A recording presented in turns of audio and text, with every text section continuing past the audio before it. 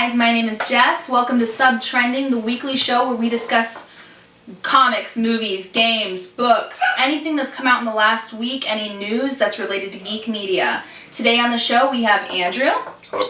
Thomas, Hello, and Tony. Hola. And so the first thing that we're going to talk about, since this is our first show ever, it's going to be something near and dear to my heart, which is Han Solo. Yep. And so they're making an origin movie series, which you guys probably have heard, and they have narrowed it down. I mean, Disney says that they can't confirm this, but sources say they've narrowed it down to 3 potential candidates. For each one of them, this would be their first big role, being Han Solo. And so we have Alden Ehrenreich, and he is from Hail Caesar, is the movie he's about to be in. He's also... No, it came out. Oh, did it come Yeah, out? it just Okay, came out. sorry. So he's in that movie, and he was also in Beautiful Creatures. Okay. And then we also have Jack Rayner, who's in Transformers 4. Mm-hmm. He's a little Chris Pratty looking. He's that guy. And then we also have Taron Egerton, who's actually from Kingsman Secret Service, which was a movie that I absolutely loved. Yes. Yeah. So what do you guys think? I don't watch Transformers. I haven't seen Transformers since the second one, so I can't really vouch for Jack Rayner. I have no idea what he looks like. I don't know his acting capabilities. But if it's somebody that Michael Bay's pulling in, they're probably not the best. Yeah. And if the Alden, if the Coen Brothers are pulling him in, he's probably good. Yeah. Because I love Coen Brothers. They're some of my favorite directors. But Taron Egerton, I loved Kingsman. I think he would be great. All I really care about though is Baby Chewbacca. So. That is true.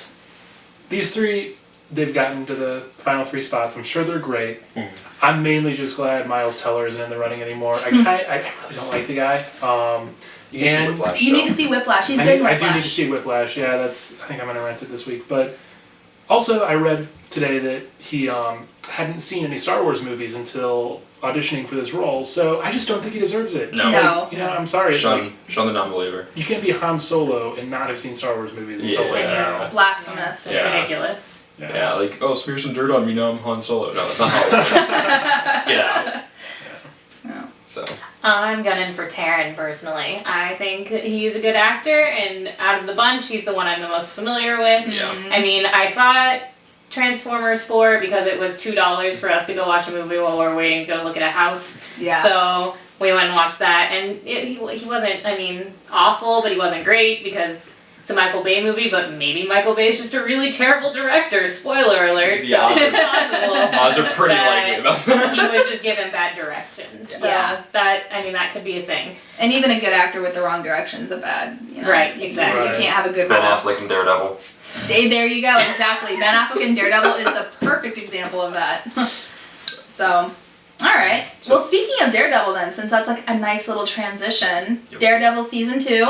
I know that you started it, you Yes. finished it. What are your thoughts? Kind of lackluster, honestly. I liked it. It was good as a show, but it wasn't as good as the first season. It certainly wasn't on Jessica Jones level good. So I think that, they spent a little bit too much time focusing on origin stories for Punisher and Elektra when it's actually the Daredevil show, and so Daredevil didn't really evolve as much as I wanted him to.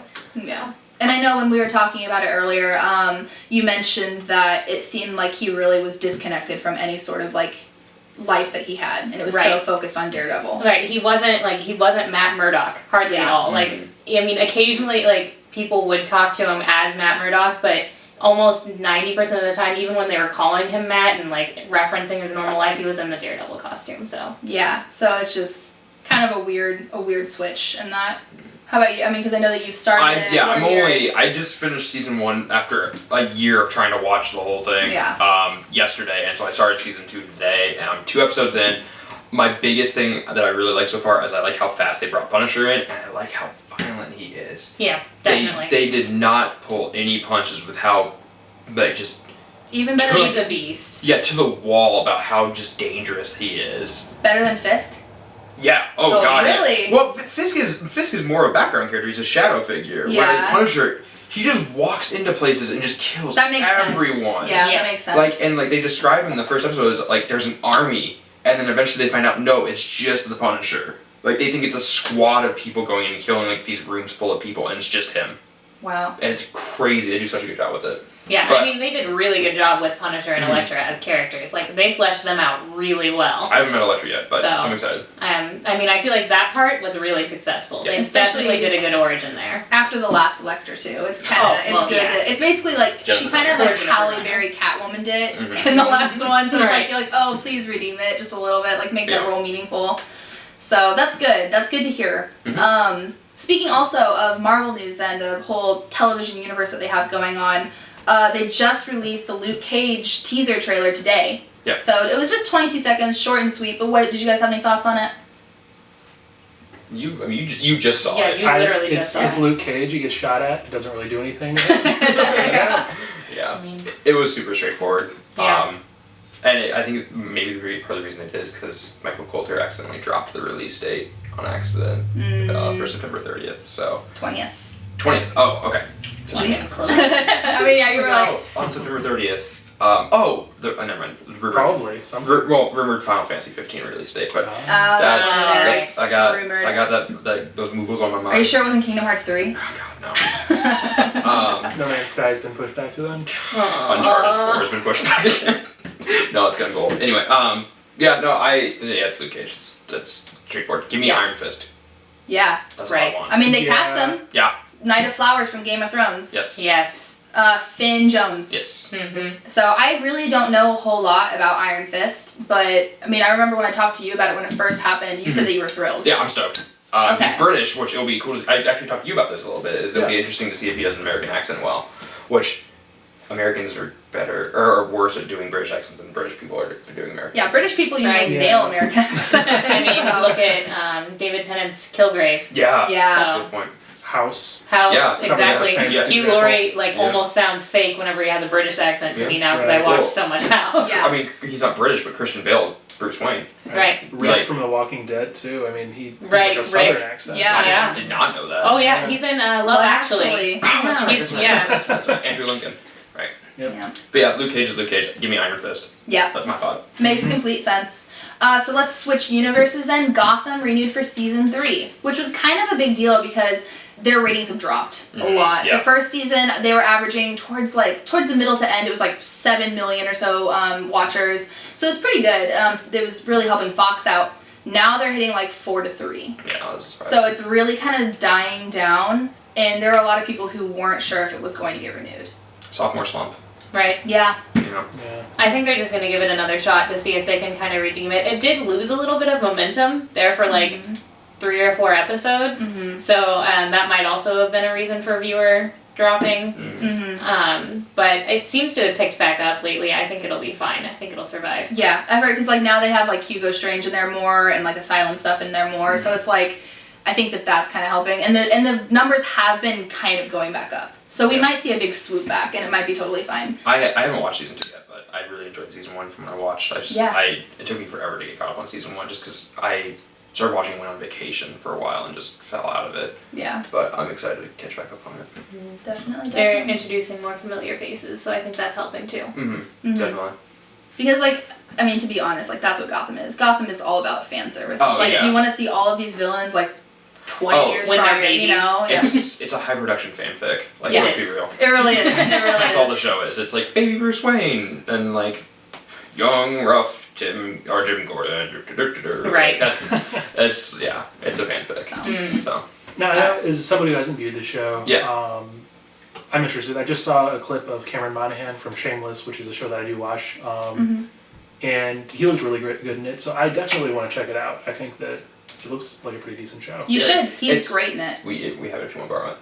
Yeah. Definitely. Yeah, It's on no. Netflix too. Yeah, it is on. Yeah, that's right. It is on. Yeah, Yeah, Netflix. I think it's on Hulu and stuff too. Well, no, Netflix got the exclusive deal before it even Oh, released. okay. For the first season, yeah, they bought the rights to it instantly as soon as it got announced. Yeah. So, yeah, definitely recommend it. Yeah. It's the first 4 or 5 episodes are a little bit of a chore, but it picks up from there. Oh man, is it good?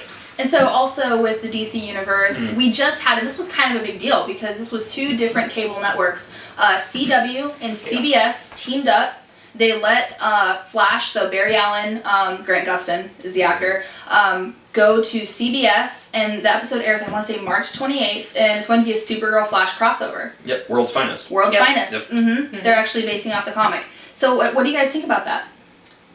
I love Grant Gustin. He could be anything. He could be Han Solo. I don't care. I know, yeah. Like Grant Gustin is one of my favorite people. I love him. I really do. He is the perfect Barry Allen. The more Grant Gustin we get as the Flash, the better. So I don't care. Whenever I watch Flash, I get depressed that he's not going to be in the movies. I know, because he's perfect. That's he's so perfect. That's a can of worms. Yeah. But yeah, I'm excited. I am also excited, especially as somebody who I had a very low level of expectation for Supergirl when it started coming out. Yeah. It took 4 episodes for me to like decide that I was gonna keep watching it. Yeah. Because I always give every show at least 4 episodes in to catch me. That's a good rule. And 4 episodes in, they started to kind of figure out what they were trying to do, because until that point, they kind of hadn't figured out Supergirl yet. They hadn't found out what worked yet. And then it started to hit its stride. So I think Barry Allen and Supergirl, Kara and Barry are like really fun characters. Like they're kind of sarcastic and they like to joke a lot. So I think we're going to see a lot of banter and it's going to be like a really good time, lighthearted kind of thing. Yeah. This is a conversation for off screen, but I'm really curious how you've made it this far in Arrow if you only give a show 4 episodes. I forced myself to watch Arrow because I wanted to figure out all the crossover stuff with Flash, and it was making me really mad. And then I was watching DC Legends of Tomorrow, and almost everyone in that is from Arrow. Yeah. And I didn't understand what was going on. That's about the only reason to watch Arrow anymore. Exactly. After season 2, don't watch it. It's terrible. Yeah, it's not good. Subtrending, taking a stance on Arrow. It's bad. Don't do it. So, yeah, no, I'm really excited for it. You know what's funny is, like, because I work at a television station, we play CBS, and I work whenever Supergirl is on. So I see Supergirl every week that it comes out. I haven't really kept up with the story that much, but, like, I kind of know what's going on just from, like, watching it briefly. And it's, like, for me, I'm not sure if it would be one of those shows that I would get into, so maybe having the Flash on there will kind of change the tone and, like, make that episode more fun, get me more into it. I don't know. So we'll see. It was one of those things, especially when it came out, it felt like the show was so feminist, it was kind of sexist. Yeah. You know like, what I mean? Shoves it down your throat. They really just like does. find every single feminist trope they can and then stuff it in your face. And it's obvious and terrible. Exactly. And it's not well done. Like you can I'm have all a feminist for it, show. you know what I mean? But like not like that. No. I'm not going to touch that one. Andrew, your thoughts? I haven't seen it, don't know. Yeah. Didn't hear good things before, or when all the stuff got leaked beforehand, so I never sat down and watched it. I've got too much stuff to keep up with. A show that I'm mildly interested in, I don't have time for. Honestly, I think the only reason I watch it is because I want to know what's going to happen. Like, I want to be in the loop. Yeah. And like, it's not on its own merit that I'm watching it. Yeah. It's that I want to know what's happening with the show. You're basically the person who, whenever they do, like, the cross-universe events in comics, like, goes and has to buy every single issue so that you understand. Yes, that's me. So, and that's how they get you. I need 50 issues to what essentially boiled down for an 8-issue arc. Yeah, exactly. That's Tony. Yeah. It's a good thing you don't collect comics, like, actively. I can't think of songs. Mostly graphic novels, though, which is the better way to do it. Oh. Yeah. And then you don't end up with a giant box pile over there. I have a giant box pile, but it makes me feel sad because it needs a better place, and so I try not to. Yeah. Makes sense.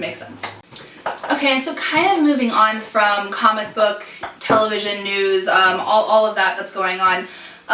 There's a lot of news in video games this week, and specifically in consoles more so than games. I mean, we do have Uncharted 4 was just made gold, and I know you're really excited about that. I am pumped.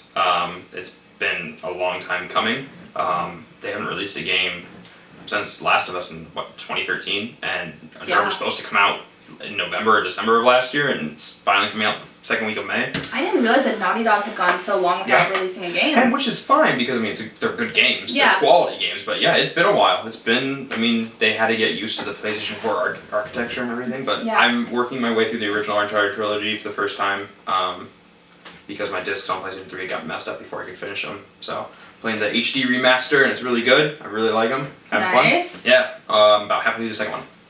Very cool. Yeah. So let's hope that with this delay there's a seamless launch, because that's been kind of an issue this generation. Lately there have been a lot of games that when they come out, they're like, oh, and it doesn't work. Like, sorry guys, it's unplayable. And like, it's one thing when those games are multiplayer, because then it's like, oh, it's buggy, it's the servers, blah blah blah. But when you have a game where like the sole purpose is this is a story-based game, you're playing it by yourself, and you can't progress in a story. Right. Like, it's like, this is useless to me. I trust Naughty Dog more than any other developer in the business right now, though. That's for sure. They're very professional. Without a doubt. out, they constantly turn out the best product. And I have so much more respect for a company that says like, hey, we're gonna wait 6 months and put out a game that's not broken, rather than all of the crap that we've seen lately as far as like, we're gonna push it out there and we're gonna have to spend 3 months fixing the game. Yeah, definitely.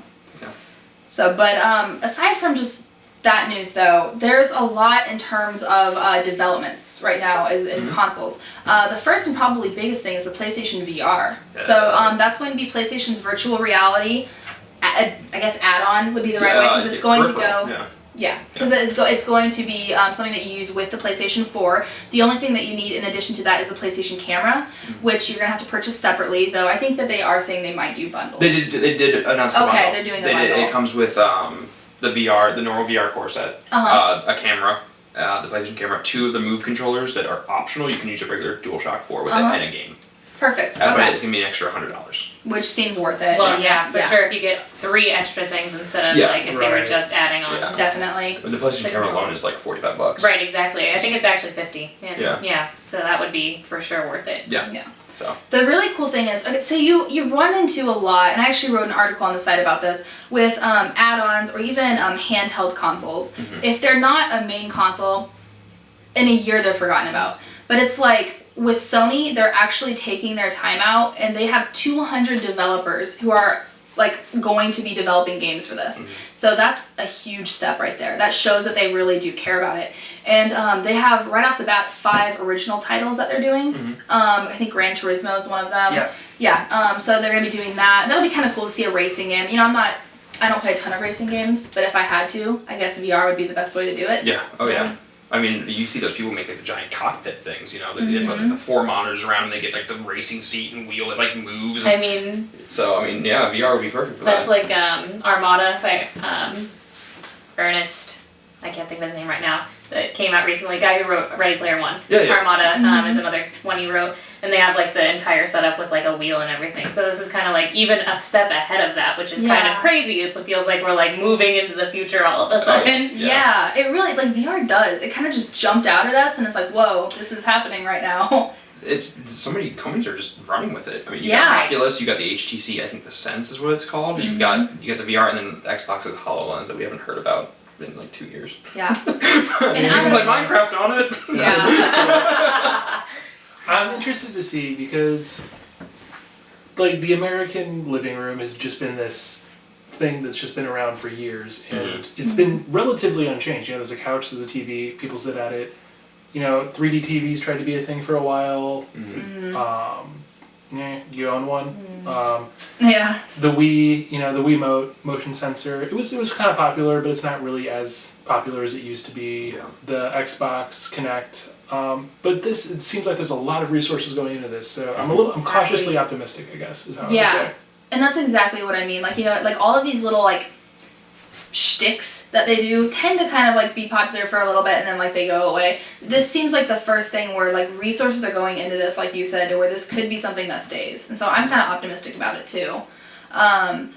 One thing, they're talking about Allison Road being a VR game, and that to me, and I'm sure Taylor off camera has things to say about this, that sounds terrifying. She's nodding. She's enthusiastic. If you don't know, Allison Road is kind of the spiritual successor to PT, which was like the scariest game anyone has ever played in their life. Not even a game. It's a trailer. It's a trailer, and it's so scary. Like, people think of scary games, they think of like, maybe Condemned, or what's the Descent? Amnesia. Amnesia. Dead Space. Silent Hill 2. This like free download on PS4 was so much worse than anything. It really is. It's so bad. And now you can play its spiritual successor in VR. Yeah, so it's not like really confirmed. There. I was just like, I remember looking online at like new game releases or something that coming out in the fall, and I saw a still from Allison Road, and I was just like, what am I at? Like, no, like let's get out of this internet place right now. Well, I remember you came home and you were like, you need to see the trailer for this game, and I was like, okay, cool. What is it? Like, I love games. I love trailers. Like, feed me the hype. And you're just like, it looks really scary, and I don't think I watched the whole thing. I was like, I'm not gonna watch any of that. And I didn't. So basically, several months in advance, we're saying this game looks terrifying, and we're definitely gonna have Taylor play through it for Horribly Played. Yes. So, strap that virtual reality headset on her face. Definitely. And make her do it. Watch her cry. Yeah. Well, we won't be able to see it because of the headset, but we'll hear the noises. Yes. We'll hear the sniffles. It'll be implied crying. Yeah. So, moving on to kind of more news with that. There's been speculation, it's not confirmed yet, and when Sony was asked about it, they said that they will not confirm speculation. Yeah. So it makes it sound like this could be something that's going to happen. And I don't know, I'm kind of bitter about it. PlayStation 4K or PlayStation 4.5. And so what they're basically doing is taking the PlayStation, they're making it to where right now it's 1080 is like what it renders. Mm-hmm. They're going to make it towards 4K, which is about 4 times more than that. So the graphics will just be insane. And with that addition, it'll make it to where the virtual reality that they're installing can basically compete with any other. It'll be on par with anything that you would hook up to a PC. And that's kind of like why people think they're doing it, is it's kind of their goal to make it to where this is the best value. You're getting the same quality, and it's going to be 400 instead of 800 plus. I think this is for Sony's first really big misstep with the PlayStation 4. That's kind of how, like, because there are a lot of people, I saw comments about this when this news surfaced just on Facebook and stuff like that. People are mad.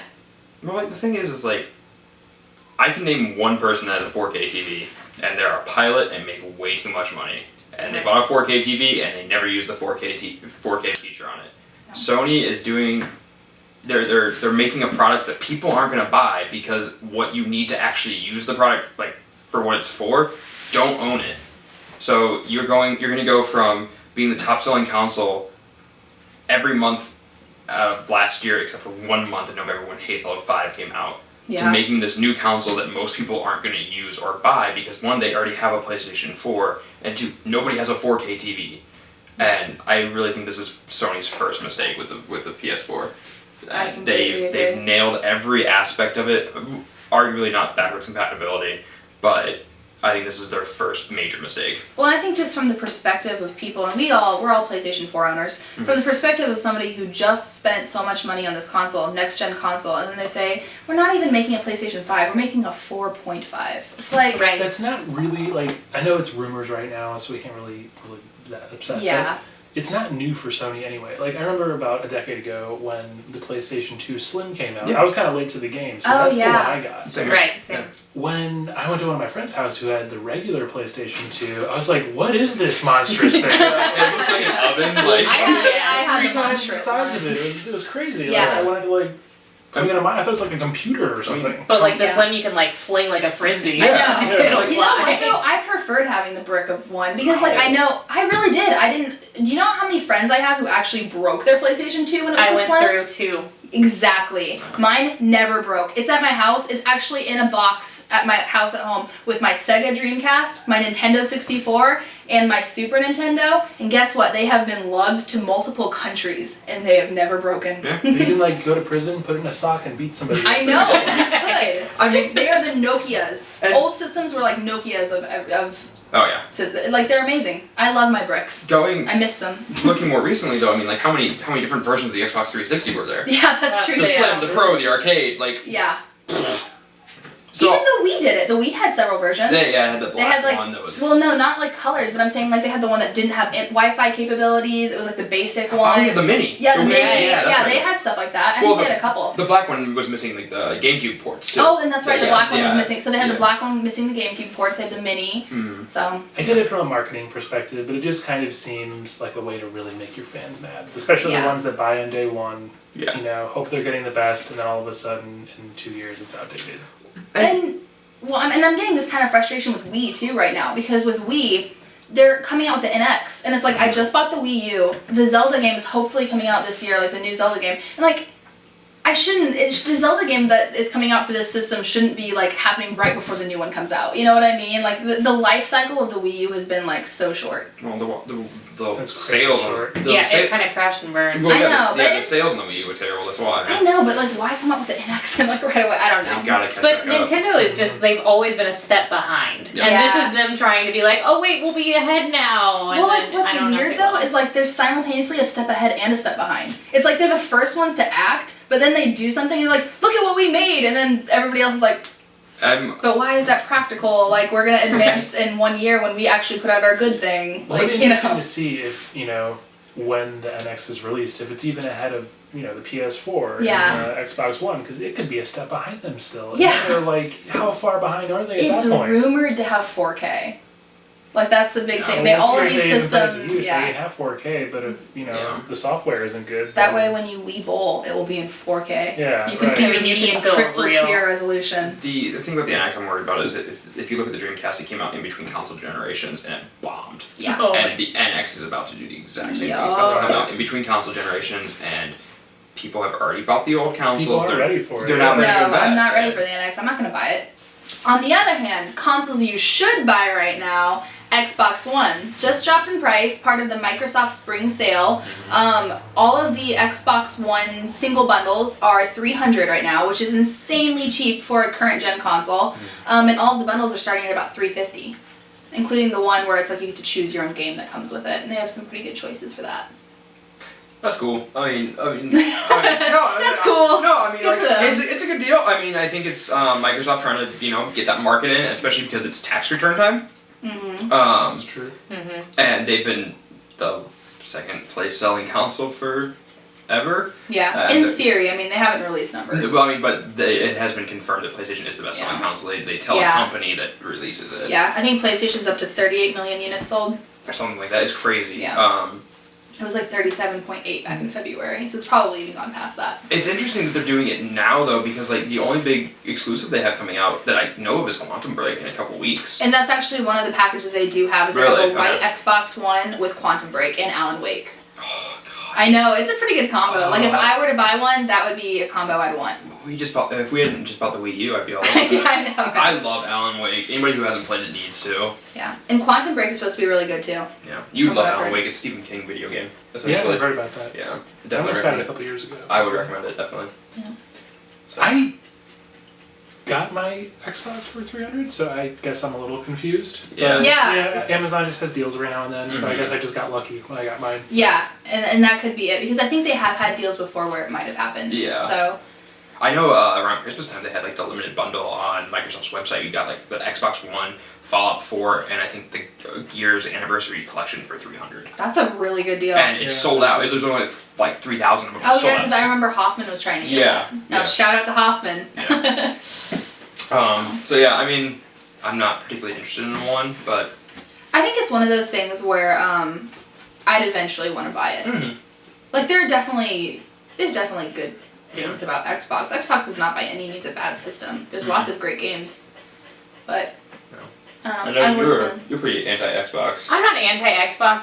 They've never given me a reason to buy one. Like I don't care enough about their exclusives that are only on Xbox and not on PC. Because personally, I'm a PC Sony person. Yeah. So like it.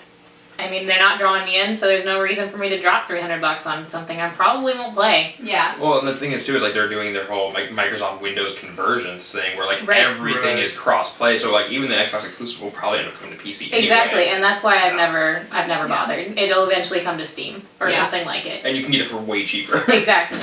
So. And I mean, your computer is a monster too. Like your specs are so much better on I it. built it beautifully. You did. You raised it yourself. I did. From a wee babe.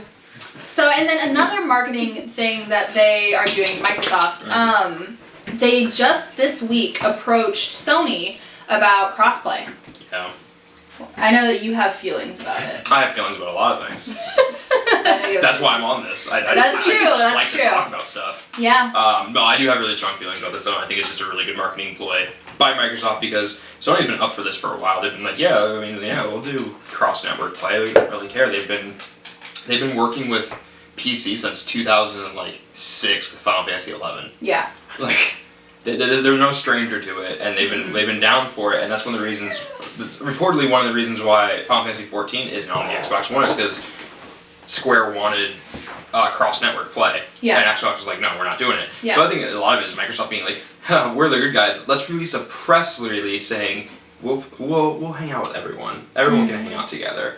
Whereas Sony's been like always never closed off to the idea, but they haven't publicly like come out and say been like, it wasn't a press stunt for them. Yeah, it was exactly. just them being decent people. But for Microsoft, it turned into a press thing. And I think a lot of it has to do with Xbox selling worse than PlayStation. I mean, because of why why would you buy the Xbox when all your friends are on the PlayStation? Whereas now you can be like, oh, I'll just buy the Xbox because there's a few exclusive I like, and I'll play with like The Division or something with my PlayStation friends. Yeah. So instead of like the exclusives driving the sales, it's been more of the hive mind. Yeah, definitely. That's my thoughts on it. That's interesting. I said this the other day when I was talking to you guys about it.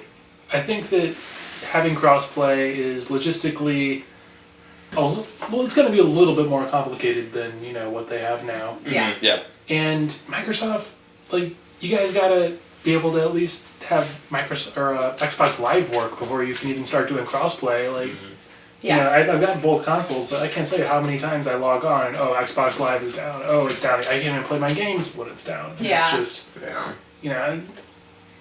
having crossplay, that's great, but you got to fix things at home first. Mm-hmm. Definitely. No, I completely agree with that. I think it's cool that the first game they're doing is Rocket League. Because it had such a big...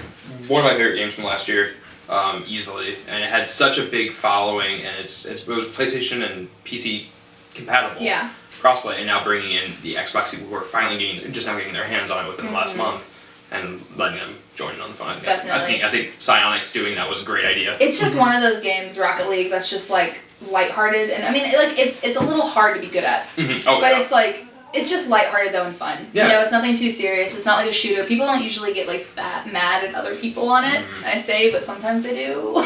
But no, I think it's a good idea for them to do that as one of their first ones. Yeah. So. But I think that about does that for us. We are all out of time. So we'd like to thank you so much for watching our very first episode. We would really like to encourage you to subscribe to us if you liked what you saw. Go ahead and check out our Facebook, our Twitter.